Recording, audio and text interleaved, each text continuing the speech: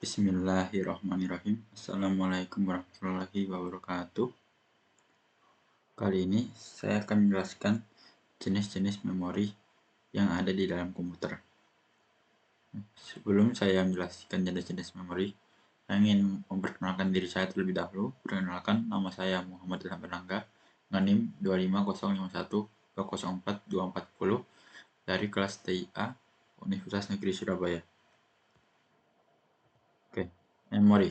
Apa yang dimaksud dengan memori? Jadi, memori dalam istilah komputer adalah sebuah alat yang berfungsi untuk menyimpan informasi yang akan digunakan dalam proses pengolahan data dalam sistem komputer. Memori memiliki jenis dan karakteristik yang beragam. Untuk itu, memori dapat dibedakan berdasarkan letaknya, berdasarkan kapasitas dan kecepatan, serta berdasarkan eksistensi caranya. Ini jenis-jenis memori. Sini jenis memori berdasarkan letaknya dapat dua, yaitu ada memori internal dan memori eksternal. Lalu untuk jenis memori berdasarkan eksistensi datanya ada register memori, cache memori, memori modul, dan hard disk. Lalu untuk jenis memori berdasarkan kecepatan dan kapasitasnya ada memori volatile dan memori non volatile. Kita akan lihat pembagian memori berdasarkan ekstensi datanya. Yang pertama, memori volatile. Jadi, memori volatile ini disebut juga memori yang sementara, yaitu jenis memori yang membutuhkan daya untuk tetap bisa mempertahankan informasinya yang tersimpan di dalamnya. Jadi, jika daya terganggu atau hilang, maka informasi yang tersimpan juga akan hilang. Contoh memori jenis ini adalah RAM, atau yang bisa disebut random access memory. Dan biasanya umumnya lebih cepat untuk diakses dibanding memori non-volatile, namun kapasitas penyimpanannya lebih kecil. Dan biasanya memori ini digunakan untuk menyimpan data yang bersifat sensitif. Terus sekarang kita lihat memori non-volatile. Apa itu memori non-volatile? Jadi memori non-volatile itu memori yang sering disebut dengan memori permanen. Artinya memori jenis ini menyimpan data yang bisa dipertahankan dalam jangka waktu yang panjang dan tidak membutuhkan sumber daya atau listrik dalam mempertahankan isi datanya. Jadi memori jenis ini umumnya bersifat eksternal. Artinya memori ini biasa bersifat memori tambahan di luar memori utama. Dan memori ini lebih lambat diakses dibandingkan dengan memori volatile. Tapi data yang disimpan di dalamnya bersifat jangka panjang, sehingga kapasitas penyimpanannya cenderung lebih besar. Sekarang kita lihat bagian memori berdasarkan letaknya, yaitu memori internal. Nah, di memori internal adalah memori yang informasinya dapat langsung diakses oleh prosesor dan letaknya biasa terintegrasi langsung ke motherboard. Contoh memori internal ini diantaranya adalah cache memori, RAM, dan ROM. Adapun memori eksternal. Memori eksternal adalah memori yang bersifat tambahan dan memori ini biasa digunakan untuk menyimpan data-data atau program-program yang tidak sedang diolah oleh prosesor. Memori ini cenderung bersifat permanen dalam menyimpan datanya. Contoh memori eksternal ini adalah diantara floppy disk atau disket, lalu hard disk, flash disk, dan compact disk atau DVD. Sekarang kita lihat memori register. Jadi, memori register adalah memori yang memiliki kecepatan akses yang sangat tinggi, yang posisinya berada di dalam prosesor. Jadi, memori ini memiliki kapasitas penyimpanan yang paling kecil, hanya menyimpan data dan instruksi program yang sedang dieksekusi oleh prosesor. Sifat penyimpanan datanya hanya sementara, yaitu bersifat volatile. Namun, ukuran data yang disimpan dalam memori register ini dalam satuan bit. Contohnya, register 8 bit, register 16 bit, register 32 bit, dan register 64 bit. Memori register ini dapat dibagi menjadi beberapa kelas, yaitu ada kelas register data, register alamat, register general purpose, register floating point, register konstanta, register vektor, register special purpose, dan terakhir machine specific register.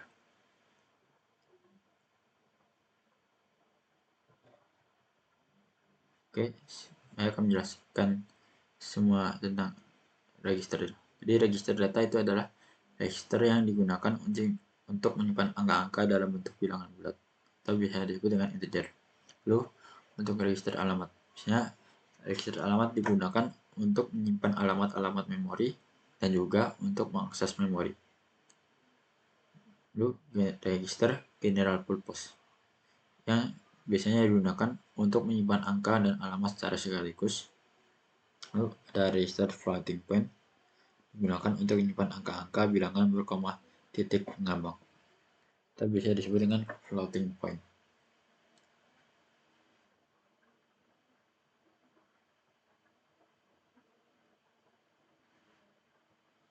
Lalu untuk register konstanta.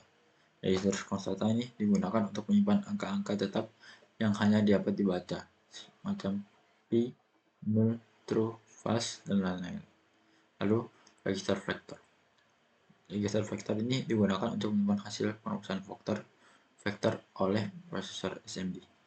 Apa itu vektor? Jadi vektor itu adalah gambar dan atau garis-garis tertentu yang membuat suatu gambar.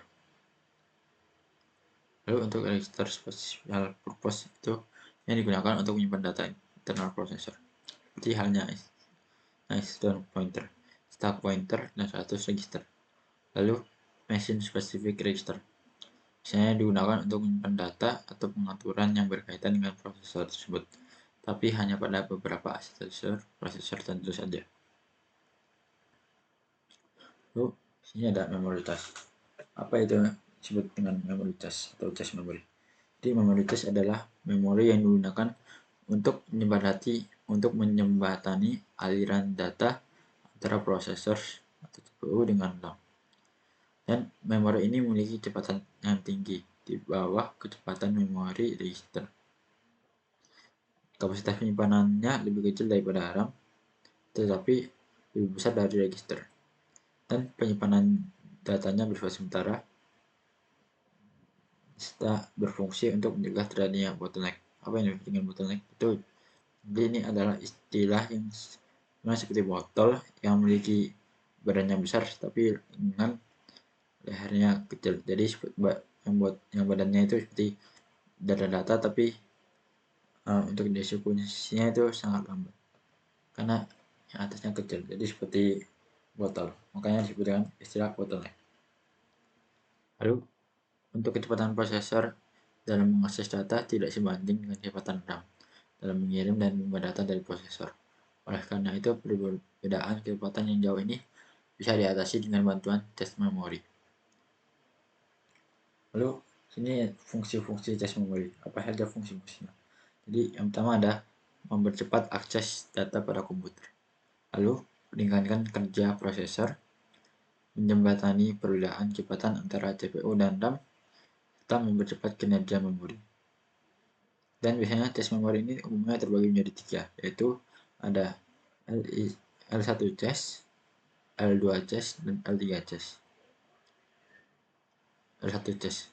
L1 cache adalah memori yang berada di antara CPU dan DRAM, dan biasanya memiliki kecepatan paling tinggi di antara memori cache lainnya. Kapasitasnya berkisar antara 8 KB, 64 KB, dan 128 KB. Sering dikategorikan sebagai internal cache. Lalu L2 cache. L2 cache adalah memori yang lebih lambat dari L1 cache, namun kapasitasnya lebih besar dari L1 cache dengan kapasitas 256 KB sampai 2 MB. Lalu untuk L3 cache. L3 cache ini adalah jenis cache memori yang terdapat pada prosesor dengan unit core lebih dari satu, seperti dual core atau quad core, dan biasanya berfungsi sebagai mengatur data yang diakses dari L2 cache dan masing-masing inti prosesor. Lalu ini ada RAM. Apa yang disebut dengan RAM? Jadi RAM ini adalah singkatan dari Random Access Memory. Jadi jenis memori yang isi datanya dapat diakses secara acak tanpa harus memperhatikan tata letak data dalam proses penyimpanannya. dan biasanya juga sering disebut sebagai memori utama. Isi data dalam memori ini dapat dibaca, ditambah, ataupun dihapus kapan saja secara acak. Jadi bisa diedit-edit seperti. Dan memori ini berbentuk chip yang tertanam dalam sebuah papan sirkuit yang disebut dengan istilah modul. Sehingga memori ini terkadang disebut juga dengan istilah memori modul. Lalu untuk RAM ini sifat penyimpanan datanya hanya sementara, tapi bisa disebut dengan volatile. Dan RAM ini biasanya digunakan untuk menyimpan program dan data yang akan diproses CPU. Sifatnya volatile sehingga seandainya ada listrik yang dimatikan atau ada gangguan, maka program dan data yang disimpan akan langsung hilang. Secara fisik, RAM terbentuk seperti sebuah chip yang sangat kecil, dan saat ini mampu menyimpan data antara 8 MB hingga 40 GB. RAM dianalogikan sebagai kotak-kotak, dan di setiap kotak itu dapat menyimpan suatu data atau instruksi. Tiap-tiap lokasi kotak tersebut ditentukan oleh address. Itu penomoran yang menunjukkan lokasi tertentu dari kontak memori. Terus ini jenis-jenis RAM. Jenis-jenis RAM diantaranya ada DRAM, yaitu disebut dengan Dynamic Random Access Memory. Lalu SDRAM, Synchronous Dynamic Random Access Memory. RDRAM, Rambus Dynamic Random Access Memory. SRAM, Static Random Access Memory. EDRAM, Extended Data Out Random Access Memory. FMRAM, Prospect Mode Dynamic Random Access Memory. Flash RAM, terus VGRAM, Video Graphic Random Access Memory. DDR, SDRAM, Double Dead Synchronous Dynamic Random Access Memory. Dan terakhir ada SODIMM, SODIMM, yaitu Small Outline Dual Inline Memory Module. Di sini akan saya jelaskan semuanya satu-satu, dari DRAM sampai SODIMM. Nah, ini DRAM. Untuk DRAM ini adalah DRAM digunakan menggunakan satu transistor dan kapasitor per bit dalam strukturnya.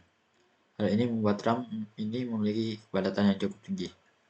DRAM memiliki frekuensi kerja yang bervariasi antara 4,7 MHz hingga 40 MHz. Dan jenis RAM ini merupakan memori semikonduktor yang memerlukan kapasitor sebagai tumpuan untuk menyegarkan data yang ada di dalamnya. RAM ini memiliki kecepatan yang lebih tinggi dibandingkan EDRAM, namun lebih rendah dibandingkan dengan SRAM. Lalu SDRAM, Synchronous Dynamic Random Access Memory. SDRAM menjadi RAM yang memiliki kecepatan cukup tinggi dibandingkan dengan jenis-jenis RAM lainnya. Kecepatan berkisar sampai 100 hingga 133 MHz. RAM ini banyak digunakan pada tahun 1996 hingga 2003 dan merupakan jenis RAM yang memiliki 168 pin saluran transfer data. Ciri-ciri RAM ini terdapat dua celah bagian kakinya. Dan RAM ini akan diletakkan pada slot DIMM atau SDRAM di motherboard yang mampu menampung memori mulai 16 MB hingga 1 GB. Lalu selanjutnya RDRAM, Rambus Dynamic Random Access Memory. Nah, RDRAM komponen ini digunakan pada tahun 1995 dengan kecepatan 600 MB per second. Pada tahun 1997, kecepatan RDRAM ini meningkat hingga 700 MB. Dan pada tahun 1998 jadi sampai 1,6 GB. RAM ini awalnya dikembangkan untuk komputer dengan prosesor Pentium 4 atau biasanya digunakan untuk keperluan perangkat gaming. Dan slot memori untuk DRAM adalah 144 pin. Lalu ini SRAM, yaitu Static Random Access Memory. Nah, jenis RAM komputer ini terbuat dari semacam semikonduktor yang tidak memerlukan kapasitor dan tidak perlu dan tidak memerlukan penyegaran secara berkala, sehingga kinerjanya bisa menjadi lebih cepat. Dan hal ini biasanya disebabkan oleh komponen yang hanya menggunakan transistor tanpa kapasitor. SRAM didesain menggunakan desain cluster 6 transistor untuk menyimpan setiap bit informasi. SRAM ini memiliki kekurangan, yaitu biaya produksinya yang mahal. Tidak heran RAM ini hanya tersedia dalam kapasitas kecil dan hanya digunakan untuk bagian yang benar-benar penting. Dan chip ini sering digunakan untuk tes memori. Kecepatan SRAM ini mampu mengimbangi kecepatan prosesor di 500 MHz bahkan lebih. Lalu ini ada EDRAM, yaitu Extended Data Out Random Access Memory. Itu EDRAM. Jadi RAM ini dikembangkan tahun 1955 dan memiliki kemampuan yang lebih cepat dalam membaca dan transfer data dibandingkan dengan jenis-jenis RAM yang lain. Jadi slot memori untuk EDRAM ini ialah 72 pin. Ya, dan bentuk komponen ini lebih panjang daripada RAM SIMM. Dan RAM ini sangat cocok dipasang pada semua komputer Pentium. Dan itu juga cocok untuk dipasang pada komputer dengan bus mencapai 66 MHz. Terus ini ada FVRAM, yaitu First Flag Mode DRAM. Jenis RAM ini merupakan bentuk asli atau bentuk awal dari DRAM dan merupakan laju transfer maksimum untuk tes L2 mendekati 176 MB per detik. RPM kerja pada rentang frekuensi 16 MHz hingga 66 MHz dengan access faktor hingga 50. Berlanjut, FGRAM, yaitu Video Graphic Random Access Memory. VGRAM biasanya digunakan untuk menyimpan kandungan piksel bagi sebuah paparan grafik. Penggunaan chip ini akan memberikan performa video yang baik dan dapat mengurangi tekanan pada CPU. Di sini ada DDR. Di sini ada DDR SDRAM, yaitu Double Dead Thread SDRAM. Jadi DDR SDRAM ini adalah salah satu jenis RAM yang memiliki kecepatan sangat tinggi yang banyak digunakan di berbagai perangkat saat ini dan mampu menjalankan 2 instruksi sekaligus dalam satuan waktu yang sama dan sangat lebih optimal. Memiliki 184 pin dengan konsumsi daya listrik yang lebih rendah dan mengalami pengembangan dengan nama DDR2 RAM hingga DDR3 RAM. Kapasitas memori jenis ini cukup besar hingga 4 GB per chipnya. Ini ada SODIMM, yaitu Smart Outline Dual Inline Memory Module. Di jenis memori ini yang digunakan pada perangkat notebook. Untuk fisiknya cukup ringkas, kira-kira hanya setengah dari besaran dari DDR RAM, sehingga lebih menghemat ruang. Dan jenis memori ini biasanya mengikuti perkembangan RAM untuk setiap komputer desktop. Lalu ada flash RAM, itu memori flash atau flash RAM, itu adalah jenis media penyimpanan non-volatile, yaitu memori yang tetap dapat menyimpan data saat daya listrik telah terputus. Bentuk dan cara kerja memori flash hampir mirip dengan SSD daripada jenis RAM yang telah sebutkan sebelumnya. Ya, memori flash ini digunakan dalam beberapa produk komputasi dan paling sering digunakan dalam USB flash drive, printer, mainan anak-anak, dan masih banyak lagi. Lalu untuk jenis RAM terbagi secara fisik terbagi menjadi dua, yaitu ada SIM Single Inline Memory Module dan DIMM Dual Inline Memory Module. Jadi single pada SIM ini dimaksudkan dalam penomoran pin. Pada penampakan fisiknya, pin depan dan pin yang berada tepat di belakangnya memiliki nomor yang sama. Artinya kedua pin itu sequence proses yang sama. Oh, ini untuk Dual Inline Memory Module. Itu dual ini berarti kedua sisi dari penampilan fisik ini menunjukkan bahwa dua buah sisi menjalankan sequence proses masing-masing, namun masih mendukung satu proses utama yang sama. DIMM sekarang ini telah memiliki lebar data sebanyak 64 bit. Ini ada RAM, yaitu Read Only Memory. Jadi ini RAM adalah jenis memori yang datanya hanya bisa dibaca, tapi tidak dapat ditambah atau dihapus, dan bersifat permanen. Artinya data tidak akan hilang walau daya listriknya tidak ada. Dan berisi data atau program yang telah diisi oleh pabrik yang membuatnya. biasanya digunakan untuk menyimpan firmware, yaitu software yang berhubungan erat dengan antivirus. Untuk salah satu contoh ROM itu adalah ROM BIOS yang berisi program dasar sistem komputer yang berkaitan dengan sistem input dan output. ROM modern didapati dalam bentuk IC, persis seperti medium penyimpanan atau memori lainnya seperti RAM. Lalu untuk membedakannya perlu membaca teks yang tertera pada IC-nya. Biasanya IC-nya dimulai dengan nomor 27 XXX. Jadi angka 27 ini menunjukkan jenis ROM-nya apa, lalu XXX ini menunjukkan kapasitas dalam kilobyte. Nah, jenis-jenis ROM. Di sini itu ada mass ROM, yaitu adalah jenis ROM yang tidak bisa ditulis ulang atau non-flash file, sehingga ROM jenis ini tidak dapat di-upgrade. Lalu ada PROM, yaitu Programmable Read-Only Memory. Adalah sebuah chip memori yang dapat diisi data satu kali saja, sehingga jika program dimasukkan dalam perangkat PROM, maka program tersebut akan tetap di dalam PROM selamanya. PROM ini dijual dalam kondisi kosong sehingga dapat diisi dengan program oleh kuno atau user, namun tidak dapat dihapus jika telah diisi. Nah, lalu sini ada EPROM, yaitu Erasable Programmable Read-Only Memory. ROM yang bisa dipanggil itu adalah jenis PROM yang bisa diprogram ulang dan dapat dihapus. Terbagi dua berdasarkan pengisian. Pertama ada VEPROM, yaitu Ultraviolet Erasable Programmable Read-Only Memory, yang membutuhkan sinyal ultraviolet untuk menghapus datanya.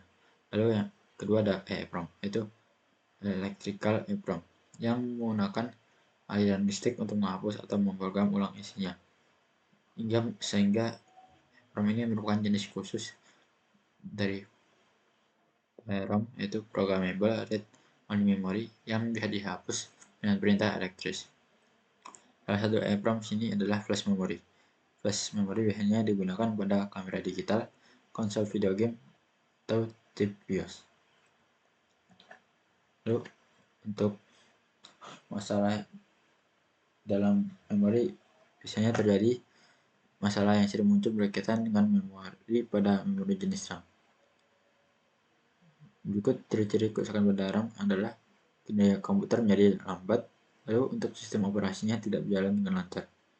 Komputer sering mengalami reset sendiri, lalu bisa jadi blue screen, tiba-tiba menemukan layar biru dan keluar dari sistem operasi, sering gagal dalam menjalankan aplikasi atau software, sering mengalami error saat menginstal aplikasi, dan serta muncul bunyi beep berkali-kali dan panjang saat komputer dinyalakan. Dan kalau jika ciri-ciri ini ada di RAM, maka RAM-nya rusak. Dan untuk solusinya yaitu harus diganti dengan RAM yang baru, karena sudah tidak bisa diapa-apakan lagi. Jadi harus diganti dengan yang baru. Sekian penjelasan dari saya. Kurang lebihnya apabila ada kesalahan saya mohon maaf. Assalamualaikum warahmatullahi wabarakatuh.